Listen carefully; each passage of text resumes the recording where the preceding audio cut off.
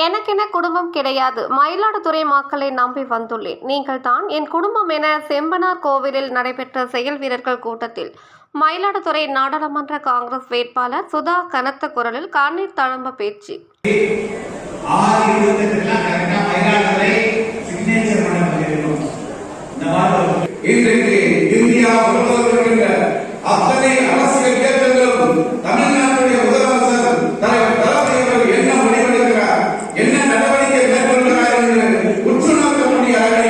இன்றைக்கு நமது தமிழக முதலமைச்சர் அவர்கள் தமிழ்நாட்டிலே தலைவராக ஒரு தேசிய தலைவராக இன்றைக்கு இடம் பெற்றிருக்கிறார்.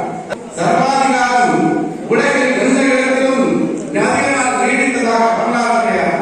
10 ஆண்டுகளுக்கு மேலாக நீடித்ததாக வரலாறு கிடையாது. இந்தியா கூட்டணி மகத்தான வெற்றி பெறும்.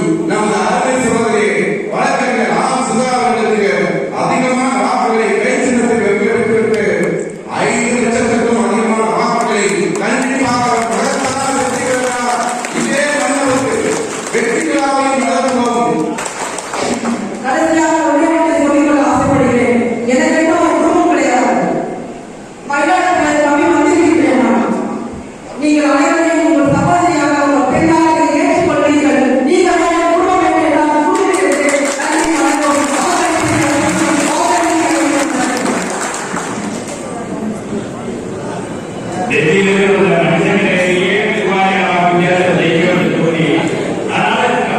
ஒரு நாற்காலி காலியாக இருக்கிறது.